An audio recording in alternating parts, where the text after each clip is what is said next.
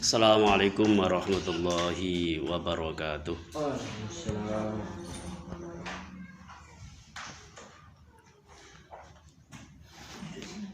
Alhamdulillahilladzi syara'a lin-nasi ahkamar rasyad wa khadzarahum subulal fasad. Wassalatu wassalamu ala khairi had al-mab'uts rahmatan lil ibad. Alladzi jahada fillahi haqqal jihad wa ala alihi wa ashabihi la-adharil amjad. Alladzina tabbaku nizamal islami fil hukmi wal ijtima'i wal uqubati wal ahkamil bayyinati wa tarbiyati wa ta'limi wa siyasati wal iktisad.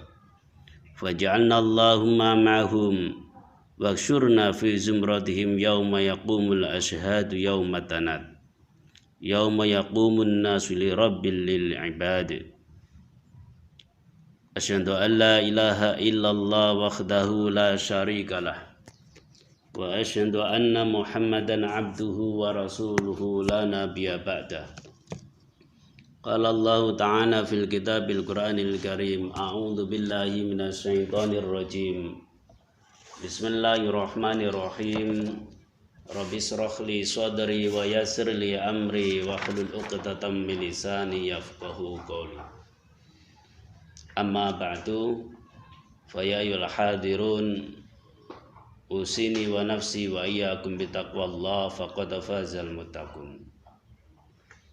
Ikhwan wa akhwati fillahil kiram, alhamdulillah pada pertemuan sore hari ini kita diberikan nikmat oleh Allah Subhanahu wa taala dengan kenikmatan iman dan kenikmatan Islam. Sehingga kita pada sore hari ini bisa berjumpa kembali dalam mengkaji satu kitab fikih madzhab Syafi'i yang dikarang oleh Syekh Abu Suja, yang sering diberikan nama kitab Matnul Ghaya wa Taqrib atau kitab Takrib atau juga kitab Matan Abu Suja. Dan pada pertemuan yang kemarin, yang pertemuan minggu yang kemarin, kita sudah membahas salah satu kitab Toharoh, fasal jenis-jenis air dan bagian-bagian air, yang dalam askalnya, di dalam skemanya itu dinyatakan aksamul miyahi. Pembagian air itu ada 4: zahirun, tahirun, mutahhirun, ghairu makruh. Yang pertama adalah air yang suci dan mensucikan, tidak makruh. Yaitu yang masuk di sini adalah yaitu al-ma'u al-mutlaqu, air mutlak. Yang kedua adalah tahirun, mutahhirun, makruh, air suci mensucikan, dimakruhkan. Yang masuk di sini adalah yaitu al-ma'ul musammas, ya, air yang terkena sinar matahari yang berada dalam wadah bejana atau logam, bejana logam, yang dimakruhkan untuk badan, untuk wudhu, untuk mandi janabat, untuk mandi sendiri, ya, itu dimakruhkannya. Tapi air itu statusnya adalah air suci dan mensucikan, sehingga bisa digunakan untuk menghilangkan najis, ya, misalkan pada baju, ya, pada tempat dan seterusnya. Yang ketiga, jenis pembagian air yang ketiga adalah tahirun ghairu mutahhirin, yaitu air yang suci tidak mensucikan.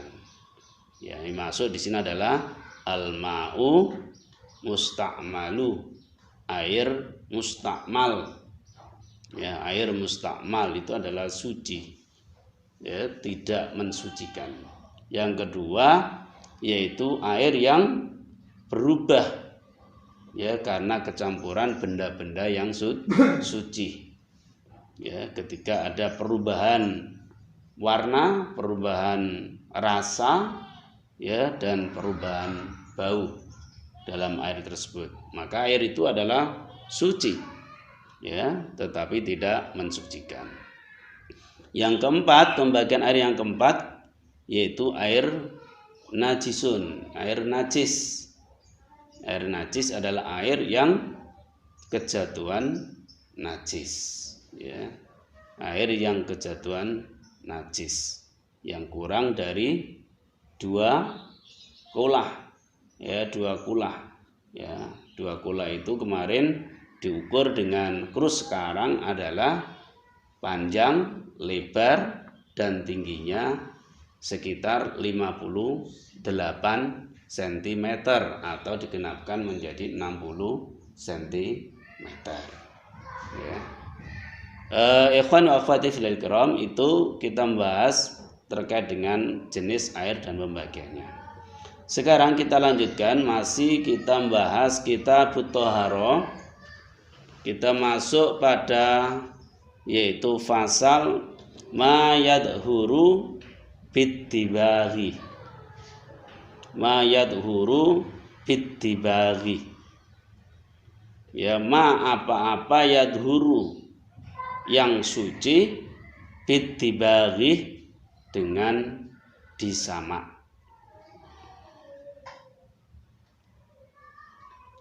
Wa juludul maitati tadhuru bittibaghi illa jildal kalbi wal khinziri wa ma tawallata minhuma aw min akhatihima wa admul maitati wa sya'ruha najisun illa al-adamiyah. Wa juludul maitati, dan kulit bangkai, wa juludul maitati, dan kulit bangkai, tadhuru, itu suci, bittibaghi, dengan disamak, illa, kecuali, jildal kalbi, kulit anjing, wal khinziri, dan babi, wa ma tawallada minhuma, dan apa-apa tawallada yang dilahirkan, minhuma, dari keduanya, au min akhadihima, au, atau, min, dari akhadihima, salah satu keduanya, wa azmul maitati, dan tulang bangkai, wa sya'ruha, dan rambutnya, najisun, itu najis, illa, kecuali, al-adamiyah, manusia. Ikhwani wa akhwati filal kiram, kita membahas tentang kulit, ya, kulit bangkai, ya, kita membahas tentang kulit bangkai, ya, kulit bangkai berarti bagian yang terluar dari hewan, itu kulit, yang di bawahnya itu baru ada daging, ya, jadi itu namanya kulit, ya, kulit atau jildun, ya, bangkai. Ikhwani filal kiram, apa sih yang dimaksud dengan apa bangkai itu, ya, yang dimaksud dengan bangkai ini juga harus penting. Kalau tadi didivisikan kulit itu adalah apa? Bagian terluar dari hewan, ya, itu kulit, ya. Nah, sekarang ada kata bangkai, ya, yang dimaksud dengan maitatun, atau bangkai itu di dalam kitab At-Tadhib dijelaskan al-maitatu kullu hayawanin zalat hayatuhu bi ghairi dzabhi syar'iyyin. Yang namanya bangkai itu adalah kullu hayawanin, ya, semua hewan, zalat hayatuhu, zalat yang tercabut, hayatuhu opo hidupnya, bi ghairi dzabhin syar'iyyin, dengan tanpa penyembelian secara syar'i. Ya, itu namanya adalah bangkai. Jadi dijelaskan di dalam satu fikih yang lain dikecualikan dua hewan. Ya, dua hewan. Yang pertama adalah serangga, belalang, Yang pertama adalah belalang, karena itu sebutannya belalang. Yang kedua adalah ikan. Itu dalam hadisnya. Ya. Jadi semua hewan yang yaitu zalat hayatuhu, tercabut hidupnya, ya, tanpa disembelih secara syar'i, maka itu namanya bangkai kalewan itu, kecuali pada dua jenis hewan yang disebutkan di dalam hadis. Yang pertama adalah belalang dan yang kedua adalah ikan. Sebagian ulama ada yang menggunakan kias, menganalogikan terhadap belalang, yaitu serangga, ya, serangga.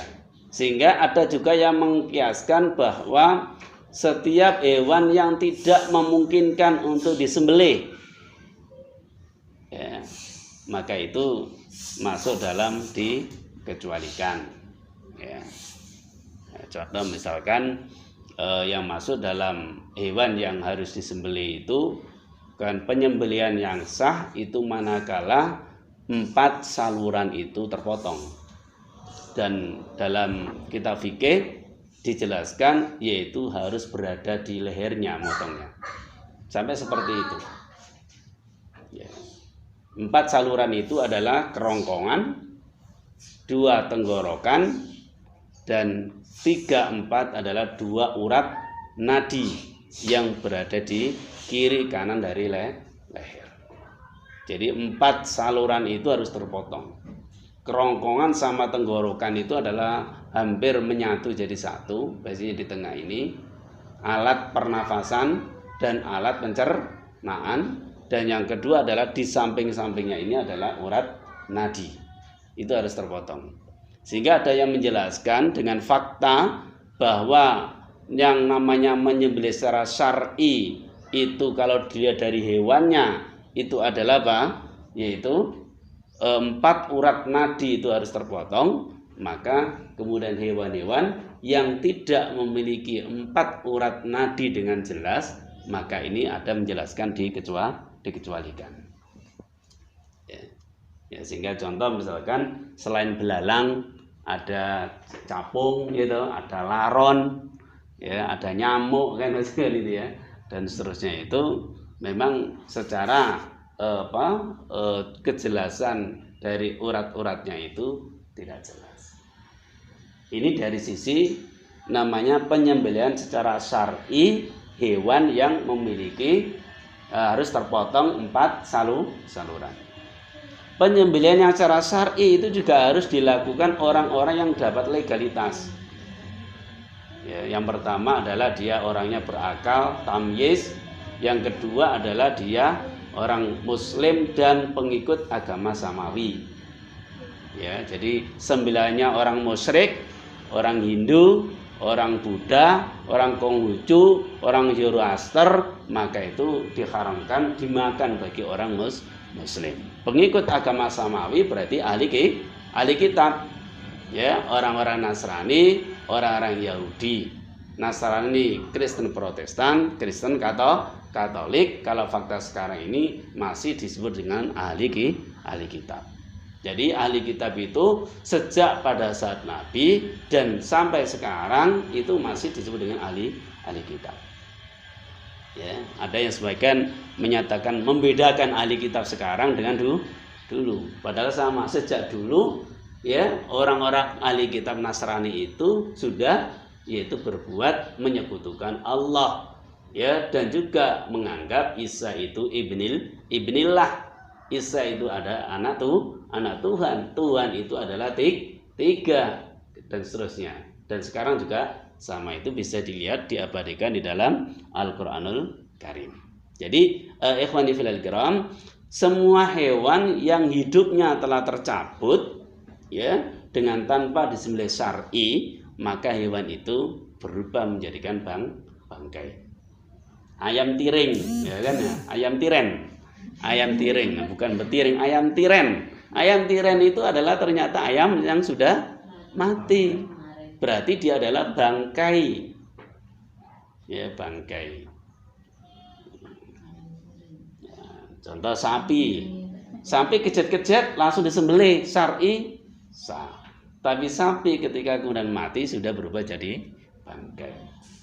Jadi kembali pada persoalan, kita membahas tentang juludul maitati, membahas tentang apa? Kulit bangkai, ya, kulit bangkai itu. Maka butuh disembelih, ya, supaya hewan itu tidak disebut dengan bangkai. Ya. Paham ya ini ya? Yang dikatakan dengan apa? Maitatun. Bangkai itu apa? Ya, bangkai. Jadi bedanya hanya sedikit kan? Yaitu sembelih secara syar'i saja. Itu bedanya. Ya, bedanya. Ya, juludul maitati, kulit bangkai itu tadhuru bidibagi. Ya, kulit bangkai itu bisa menjadi suci dengan disamak. Ya, dengan disamak. Apa yang dimaksud dengan disamak itu? Ya, wadubigo, ya, uzilat fuduluhu wa ratubatuhu allati yafsuduhu baqauha bihaitsu law naqi fil ma'i ba'da dzalika lam ya'udin ilahin natanu. Yang namanya disamak itu apa? Uzilat fuduluhu wa ratubatuhu. Uzilat apa? Mencabut atau menghilangkan fuduluhu, bekas daging-dagingnya, wa ratubatuhu, dan bau busuknya, lendirnya dan seterusnya, ya, allati yafsuduhu baqauha, yang menjadikan dia merusak ya pada tempatnya tersebut.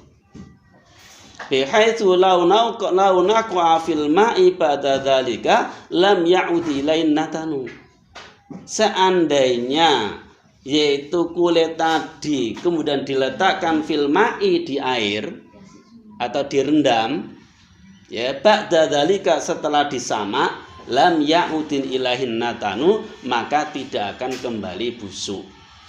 Berarti itu namanya disamak. Ya, disamak itu.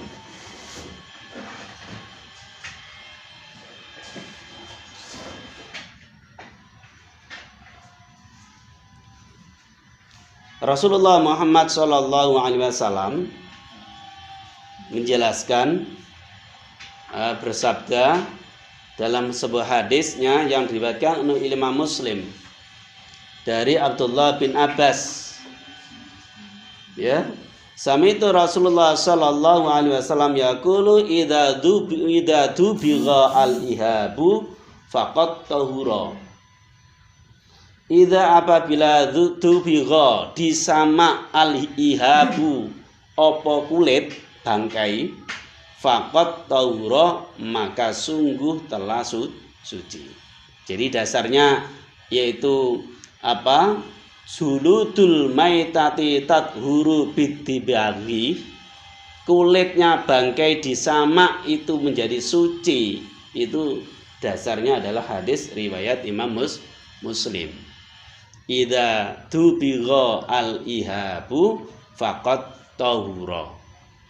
Ya, bila disamak ya apa ihabu kulit, ya, ihabu itu adalah al-jildu kulit, faqad tahura, maka sungguh telah suci. Ya, telah suci. Dalam hadis yang diriwayatkan dari Maimunah, dinukil dalam satu kitab Kifayatul Akhyar, ya, riwayat Abu Dawud dan Nasai dengan isnaduhu hasan, sanadnya hasan, yaitu pada saat Rasulullah Muhammad SAW itu melewati ya seseorang yang menyeret hewan, ya, menyeret hewan, maka Rasulullah itu bertanya, lau akhadtum ihabuha, ya, bagaimana seandainya kamu itu mengambil kulitnya, gitu. Faqalu innaha maitatun, maka kemudian mereka itu menjawab, innaha, sesungguhnya hewan yang tak seret ini, maitatun, itu bangkai. Apa tadi bangkai? Semua hewan yang mati, semua hewan yang hidupnya tercabut, nyawanya tercabut tanpa disembelih secara syar'i, maka itu adalah bangkai. Maka faqala Rasulullah sallallahu alaihi wasallam, kemudian Rasulullah bersabda, yadhuruhul ma'u wal qardu, ya, air dan daun salam itu mensucikannya. Ya, air dan daun salam itu adalah mensucikannya. Berarti kalau begitu, yaitu apa? Dalam hal untuk menyamak, ya, menyamaknya itu berarti ada benda-benda yang digunakan untuk menyamak. Ingat ya, yaitu kulit hewan yang halal yang mati tanpa disembelih syar'i bisa menjadi suci jika disamak. Ya, jika disamak. Apa nyamak itu? Yaitu apa? Satu, menghilangkan apa? Uzilat fuduluhu waratubatuhu, yaitu harus dihilangkan apa? Bekas dagingnya dan yang menyebabkan bau busuknya. Jadi kalau bagian dalamnya itu berarti apa? Ono daging bekasnya dan bau busuknya, ono lendir-lendir, itu harus dikerok. Ya, dihilangkan. Ya, dihilangkan. Ya, ini harus seperti itu. Itu yang pertama. Ini harus dihilangkan. Yang kedua adalah yaitu memberikan pengharum pada benda tersebut. Itulah yang beberapa hal itu supaya nanti tidak kembali lagi busuk, maka benda harum itu macam-macam. Dalam hadis ini dijelaskan yaitu bisa dengan daun salam. Ya, dalam penjelasan kitab Kifayatul Akhyar bisa dengan tawas, barang-barang yang pedes. Ya, tawas. Ya, kemudian apa lagi? Garam, gitu, dicampur itu. Nah, ini untuk apa istilahnya, yaitu menghilangkan baunya tadi dan mengawetkannya. Ya, kalau ya bagaimana dengan daun salam itu kan bisa menghilangkan baunya kan itu ya. Bagaimana kalau dikasih parfum tok? Kalau kasih parfum tok hanya menghilangkan baunya, belum sampai kemudian syaratnya apa tadi? Launa qafil ma'i ba'da dzalika lam ya'udil ilaihin natanu. Jadi kalau seandainya sudah disamak itu kemudian direndam lagi dengan air, maka tidak akan kembali busuk. Artinya berarti apa? Harus ada benda zat yang membuat bahwa kulit itu menjadi awet. Ya, garam itu termasuk salah satu diantaranya pengawetan secara alami. Ya, secara alami. Nah, ini apa? Termasuk apa? 3 syarat bahwasanya cara menyamaknya. Satu apa? Hilangkan yaitu bekas dagingnya dan lendir-lendir yang bau busuknya. Dikerok, dihilangkan dulu. Ya, itu yang pertama. Yang kedua adalah yaitu campur dengan benda-benda yang benda-benda itu adalah suci, yang bisa menghilangkan baunya dan juga bisa menghilangkan apa? Bisa mengawetkannya. Ini bisa, bisa dengan apa tadi? Daun salam untuk baunya, bisa dengan tawas, bisa campur dengan garam, bisa dengan yang lainnya. Kemudian yang ketiga adalah yaitu keadaan jika direndam kembali atau kena basah, maka kemudian yaitu tidak akan kembali busuk. Nah, kalau sudah seperti itu berarti itu namanya disamak. Kulit bangkai binatang halal tadi yang asalnya halal hidupnya kemudian jadi bangkai tadi, maka kulitnya menjadi suci ya. Jadi kalau sudah suci berarti apa? Ya bisa dengan digunakan untuk tempat wadah kan itu ya. Nah, misalkan apa? Untuk wadah toh? Wadah bisa. Ya, diisi air juga boleh kan. Sudah enggak bau lagi gitu loh ya. Enggak bau lagi. Jadi tidak cukup apa? Tidak cukup dijemur di sinar matahari. Jadi kalau misalkan kulit dijemur di sinar matahari, maka sebenarnya cukup dengan mengeringkan. Nah, gimana kalau itu kulitnya kulit yang bukan bangkai? Ya nggak masalah, halal. Contoh misalkan binatang korban kan ada kulit banyak sekali, marono dijemur nggak ada masalah kan itu ya. Kenapa? Status kulitnya tadi adalah tidak najis karena hewannya sudah disembelih secara syar'i. Ini yang kita bahas adalah apa? Kulit bangkai, kulit binatang halal yang tidak disembelih tapi mati, maka dikatakan kulit bangkai. Ya, wajuludul maitati tadhuru bidibaghi. Ya. Jadi kulit bangkai itu bisa menjadi suci dengan disamak. Ya, disamak. Illa jildal kalbi wal khinziri. Ya. Illa kecuali jildal kalbi, ya, kulit anjing, wal khinziri dan babi. Ya, dan babi. Jadi artinya kulit anjing, kulit babi walaupun disamak tetap tidak suci, tetap najis. Gitu loh. Kenapa? Karena dari sisi binatangnya waktu hidupnya saja sudah najis. Apalagi dia dalam kondisi bangkai. Itu aulawiyatnya seperti itu. Ya. Kalbi wal khinzir. Hal itu masuk di dalam apa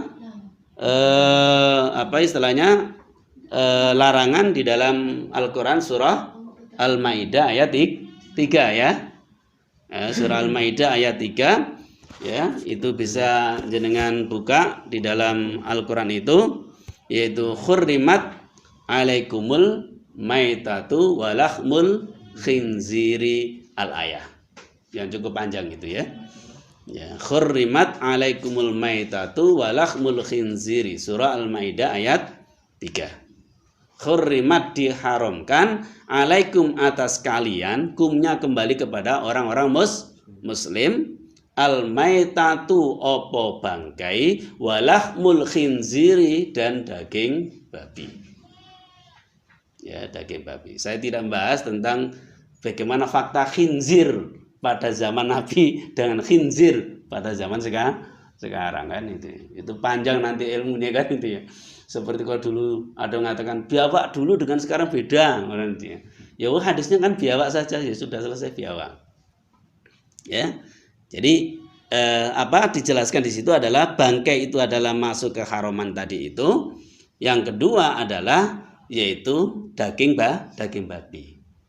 Jadi mafhumnya gini, daging babi saja itu diharamkan, apalagi kulitnya gitu loh ya. Apalagi kulitnya. Dagingnya yang biasanya sering dimanfaatkan kalau hewan itu kan dagingnya toh, ya. Apalagi kemudian kulitnya. Jadi kalau dagingnya babi saja diharamkan, apalagi dengan kulitnya. Ya, sehingga illal jildal kalbi wal khinziri, ya, kulit anjing dan kulit babi itu walaupun disamak tetap dia itu adalah najis. Ya, dan itu masuk dalam diharamkan.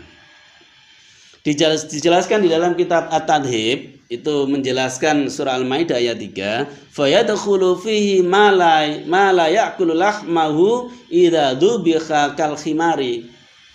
Yang masuk di dalam ayat ini pula adalah hewan-hewan yang memang dagingnya tidak boleh dimakan ketika disembelih. Ada masuk di sini. Contoh khimar. Khimar ya. Khimar di sini adalah keledai jinak. Yang liarnya boleh kan? Keledai jinaknya. Itu kan secara yaitu syar'inya dalam sunnahnya itu adalah apa? Disembelih saja dagingnya haram. Apalagi bangkai. Jadi yang masuk di dalam ayat itu adalah apa? Yaitu daging yang memang dilarang dimakan ketika disembelih. Itu seperti hewan keledai jinak. Yang kedua adalah yaitu wa ma yu'akkalu lahmahu idalam tatawaffuri syurutan dzabahahu, yaitu sesuatu yang dagingnya boleh dimakan tapi ketika tidak sempurna syarat-syarat penyembelihannya.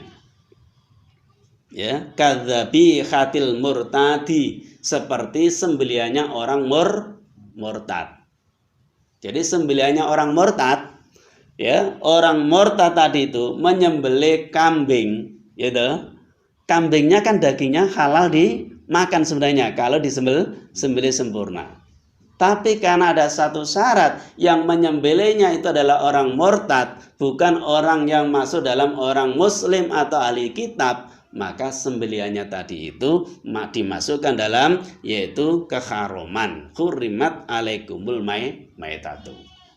Jadi karena nggak sah nyembelihnya, maka berubah jadi bangkai. Ingat tadi apa? Penyembelihan itu syar'i atau tidak syar'i, sempurna atau tidak sempurna, dilihat dari satu penyembelih.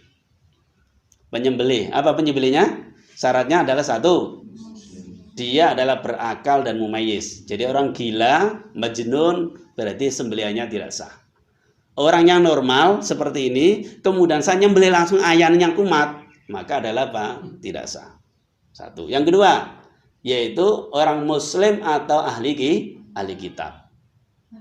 Ahli kitab, yaitu pengikut agama samawi. Kalau sekarang berarti orang Yahudi, orang Nasrani, Kristen Protestan, Kristen Katolik. Itu dibolehkan. Orang musyrik maka tidak sah. Hindu, Buddha, Konghucu, Zoroaster, apalagi ya, Konghucu, ya, Majusi, ya. Nanti muncul aja apa kejawen. Nah, sekarang mau dihidupkan lagi yaitu aliran kejawennya, itu masuk dalam kategori musyrik. Maka sembelihannya tidak sah. Ya tidak sah. Ya termasuk yaitu murtad ini. Ya, orang murtad berarti dia keluar dari Islam. Orang yang murtad. Kan hukumnya harusnya nggak bisa menyembelih orang murtad itu kan? Apa? Karena man baddala dinahu faqtulu. Barang siapa yang mengganti agamanya, barang siapa yang murtad dari agama Islam, maka faqtuluhu, maka bunuhlah hukumnya. Ya, walaupun ada dua alternatif kan. Yang pertama adalah dinasihati agar dia kembali, yang kalau udah nggak mau maka adalah faqtuluh. Berarti adalah orang murtad sebenarnya sudah tidak punya hak hidup dengan kemurtadannya itu. Ya, kemurtadannya itu. Ini seperti itu. Nah, gimana kalau sekarang dia murtad? Ya. Kemudian setelah itu dia masuk agama samawi, ya, berarti dia ikut agama samawi. Kan itu sebenarnya. Itu yang kedua, ya, yang kedua. Wa illam yakun fi doror, jika tidak ada di dalamnya doror, bahaya. Nah, berarti apa mafhumnya? Yaitu jika daging itu atau kulit tadi hewan tadi itu ada doror, contoh misalkan yaitu mengidap penyakit yaitu fasciola hepatica. Nah, yaitu apa? Kena cacing hati. Kena yaitu cacing pita. Misalkan adalah Taenia saginata, cacing pita pada sapi misalkan. Nah, ini kan berarti apa?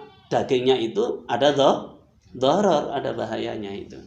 Ada bahayanya. Jadi pada saat yaitu korban itu kan dulu pernah dicek ya kan oleh siapa? Oleh dinas kesehatan. Oh, ini ternyata mengandung ini dan seterusnya itu.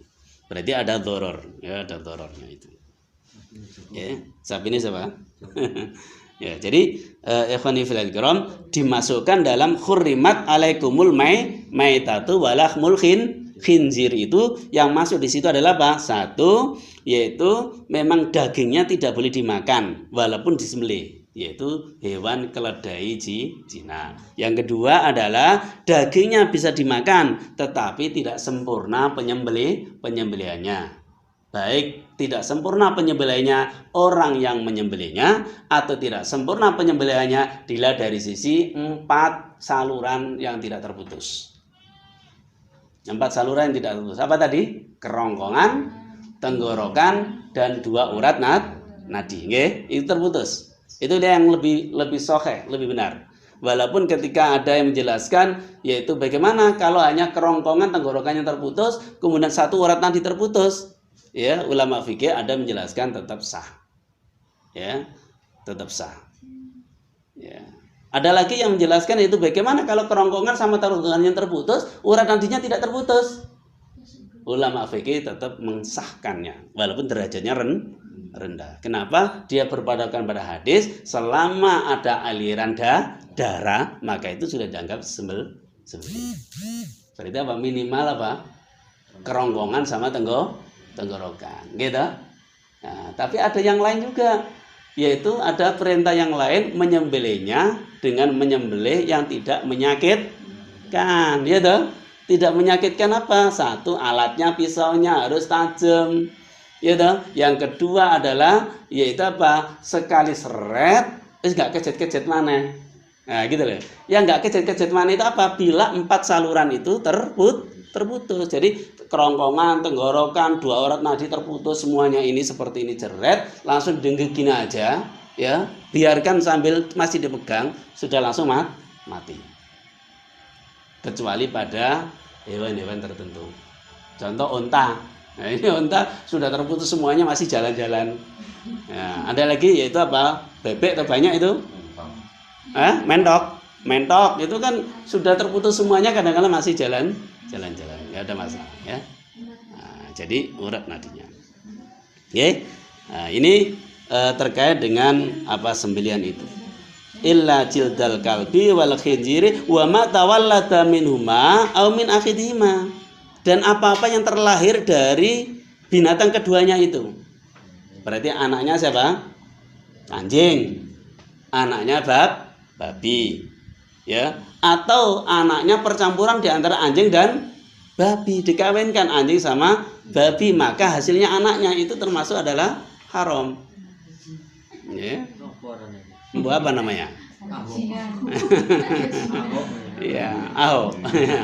Jadi aho itu? Aho itu apa? Oh. Hok ya. Ya, hok ya. Ya. Jadi kalau dikawinkan silang, ya, kawinkan silang kemudian menghasilkan anak-anak, itu berarti tetap dilahirkan dari salah satunya atau keduanya, artinya dikawinkan antara anjing kemudian dengan yaitu babi, kemudian kok menghasilkan anak, maka anaknya masuk hukum yaitu haram, ya, masuk dalam najis.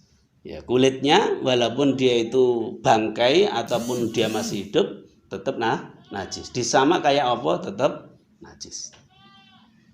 Ya, ini hal yang penting, ya, hal yang penting, ya. Ya, termasuk nanti adalah itu apa pada hewan-hewan yang haram, ya. Ini itu dinisbahkan pada illa jilda kalbi wal khinziri wa ma tawallada minhuma aw min akhadihima. Itu artinya apa? Jika hewan-hewannya itu hidupnya saja itu sudah haram untuk dimakan dagingnya, maka kulitnya ketika bangkainya disama pun tetap najis, tetap haram. Ya. Nah, sehingga ada satu kajian itu yang sampai memasukkan pada macan, kulitnya macan, kulitnya ular, itu kan dijelaskan sebagai yaitu apa binatang-binatang buas yang berkuku tajam, ya. Di dalam hadis disebutkan secara umum kan masuk dalam binatang-binatang buas, ya, sehingga nanti pembahasannya sama, bagaimana kalau memanfaatkan kulit harimau kan itu, ya, kulit ular kanggo sabuk, makanya harus dipahami. Karena pas status terkait dengan yaitu harimau, ular itu masuk dalam kelompok binatang buas. Ya, binatang buas. Walaupun ada sebagian yang menyatakan seperti ini. Kan yang diharamkan kan yang disebut dalam Al-Qur'an toh. Nah, dalam hadis Rasul. Ya kan? Hadis Rasul kan ada yang umum kan, termasuk binatang-binatang buas. Binatang buas cirinya apa? Satu, kukunya tajam, bertaring. Kemudian faktanya adalah karnivora, bahkan bisa jadi ya karnivora ya, yang super ganas itu. Ya, kanibal. Ya, itu berarti apa? Dia masuk dalam binatang yang haram. Sehingga kulitnya tadi ya, kulitnya walaupun harimau saman gorok, berarti digorok sempurna pun, penggorokannya digorok sempurna, maka kulitnya tetap apa? Iya, bangkai. Ya. Nggak ada nyekeli, ketakut ya, ditembak, ditembak ya. Ya, ini seperti itu. Nah, seperti itu. Ya. Nah, ini terkait dengan kulit ya, kulit. Jelas saya kira ini. Jadi topiknya hanya dua ya. Yang pertama, kulit bangkai dari binatang halal maka disamak menjadi suci. Yang kedua, kulit dari binatang yang haram ya, binatang yang haram kok bangkai ya, walaupun disamak tetap tidak suci. Ya. Wa admul maitati wa sya'ruha najisun. Wadmu dan tulang bangkai, wasa'ruha dan rambutnya bangkai, najisun itu najis. Jadi tulangnya bangkai najis. Tulangnya bangkai najis. Rambutnya bangkai ya najis. Dalam kitab ini. Ya, di dalam kitab Kifayatul Akhyar itu memang ada kaulani, dua pendapat terkait dengan rambutnya bangkai. Yang pertama, la yunajisu, tidak najis. Alasannya apa? Alasannya yaitu rambut itu tidak bernyawa. Rambut itu kalau dipotong tidak sakit dan tidak terasa menyakitkan itu. Ya, jadi hanya nempel saja. Maka dia nyimpulkan adalah kalau begitu berarti tidak masuk dalam najis. Ya, dicabut loro. Karena akarnya. Nah, itu satu. Kemudian yang kedua adalah yaitu najisun, najis. Dan kitab Matlul Ghoya ini, kitab Kifayatul Akhyar, kemudian kitab Tadrib ini, dan ada satu sarah yang cukup bagus yaitu kitab Iqna, ada 2 juz, itu mengambil bahwa dalam ini rambut itu ditarjihnya itu najis. Rambutnya bangkai ya, rambutnya bangkai. Hewan apa? Ayam ya, ayam mati, tiren tadi ya. Berarti apa? Bulunya itu masuk dalam kategori najis. Ya. Kemudian yang kedua bisa jadi adalah ada kucingnya mati. Ya, berarti apa? Bulunya itu masuk dalam kategori najis di sini. Ya. Jadi ini wa'admul maitati, dan apa tadi, tulang bangkai itu juga najis. Jadi memanfaatkan tulang, menggorok dengan tulang ya kan, itu kan. Ada menggorok dengan tulang. Nah, tulangnya ini harus dijelaskan, ini tulangnya tulang bangkai atau tulang bukan bangkai. Jadi itu. Kalau tulang bangkai berarti memanfaatkan benda najis. Illa al-adamiyah, kecuali manusia.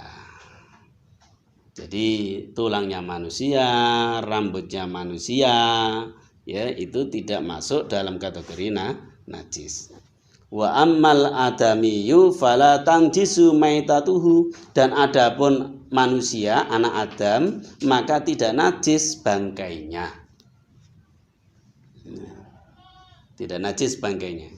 Di dalam kitab Bulughul Maram itu ada pembahasan, kalau nggak lupa itu mungkin bab sama, yaitu bab tentang wudhu. Itu ada hadis, yaitu salah satu diantaranya setelah memandikan mayat maka kemudian dia bersuci. Ya, tapi hadisnya adalah dhaif. Kalau masih ingat ngaji kita Bulughul Maram di Mushola Istiqmal ya. Sehingga di situ dikuatkan berarti tidak najis. Artinya yaitu orang yang memandikan mayat setelah itu mandi di situ bukan untuk liizalatin najisun, bukan untuk menghilangkan najisnya karena bersentuhan dengan mayat manusia, tapi untuk menghilangkan kotoran. Karena memandikan mayat itu kan apa? Yang keluar bisa jadi nya, ya kan? Yang keluar itu kan bisa kan harus dikeluarkan. Ya gitu ya. Yang sudah pernah memandikan kan harus dikeluarkannya itu. Nah ini berarti adalah bukan untuk bahwa bangkainya itu najis. Jadi illa adam ini. Hal itu ditegaskan di dalam Al-Quran surah Al-Isra ayat 70. Di antara dalilnya adalah walaqad karramna bani adama. Walaqad dan benar sungguh karramna kami Allah memuliakan bani adama anak-anak Adam, yaitu manusia ini. Nah ini dijelaskan di dalam kitab At-Tadhib. Ini menunjukkan adalah menafikan perkataan tentang najisnya mayatnya manusia. Ya. Kenapa? Karena ada yaitu li hurmatihi ay karamatuhu. Yaitu apa? Memuliakan dari bangkai atau mayat manusia itu. Ya, ini terkait dengan apa? Bab tentang kulit ya, tentang kulit. Bisa dipahami ya? Kemudian yang pasal yang berikutnya isti'malul awani. Isti'malul awaniyi. Penggunaan ya bejana, penggunaan bejana atau alat al-awani boleh atau wadah.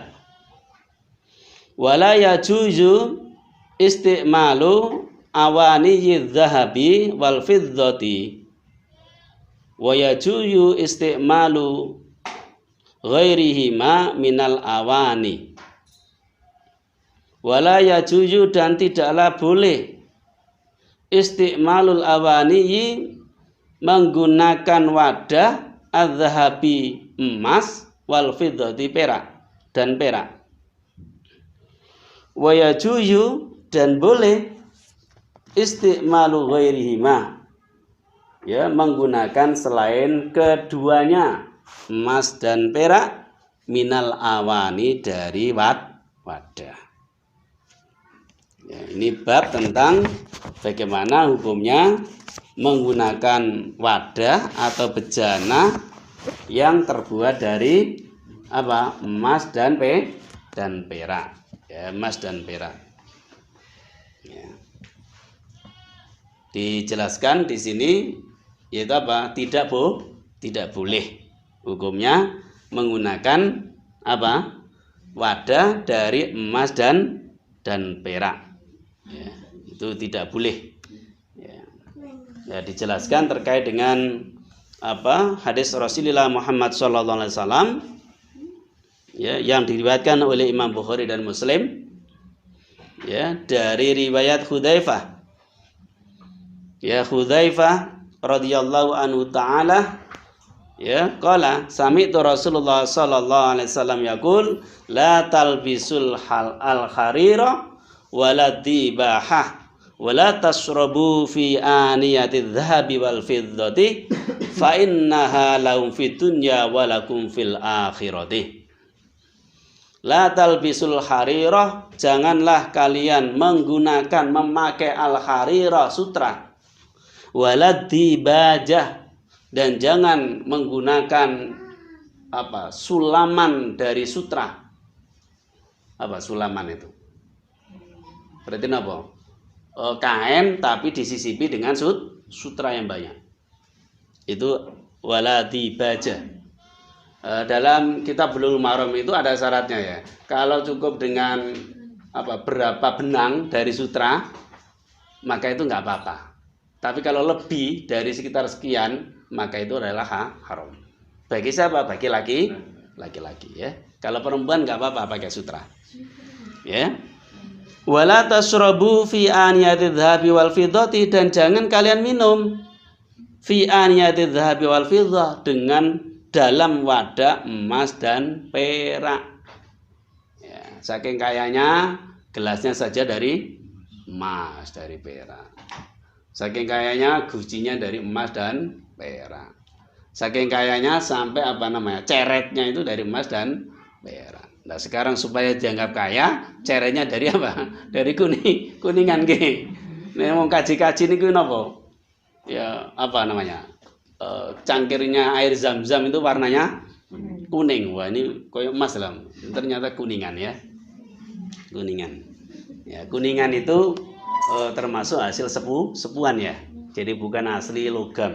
Ya, bukan asli logam.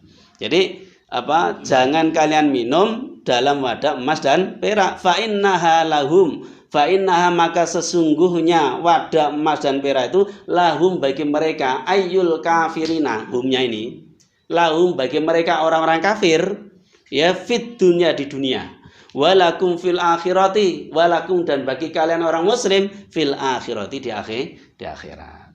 Jadi artinya apa?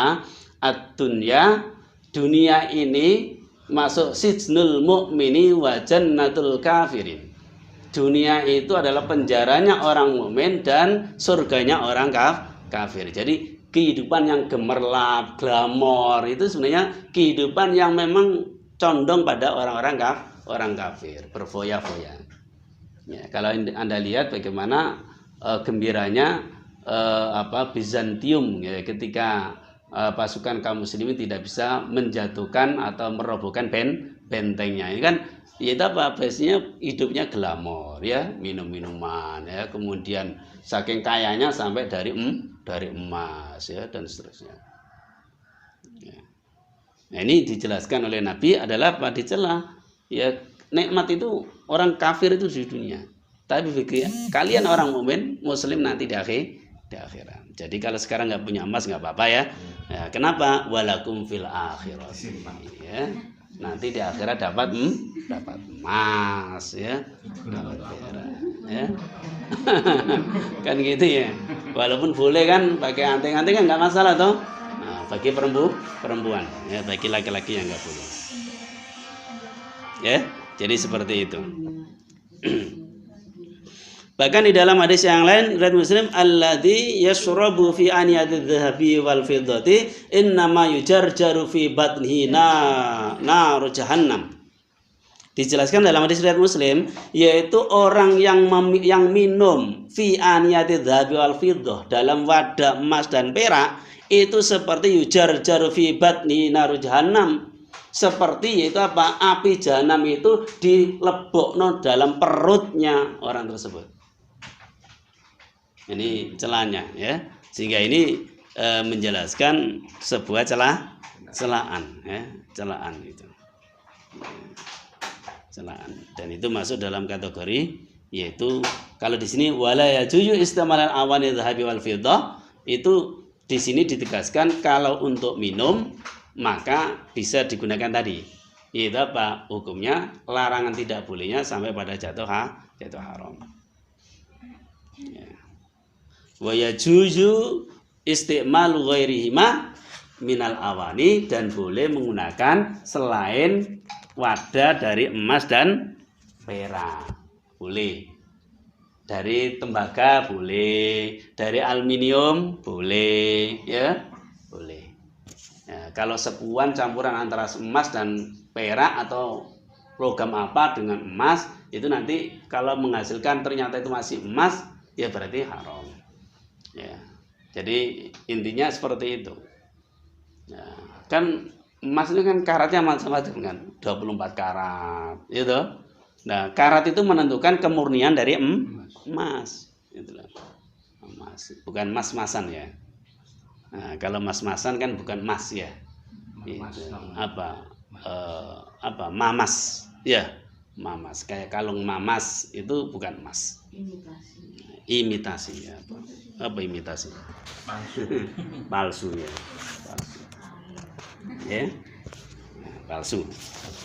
Ya, ini menggunakan wadah ya, atau alat yang terbuat dari emas dan perak. Ya, ada yang menjelaskan yaitu karena ada kesombongan kan itu, ada menjelaskan karena ada kesombongan seperti itu.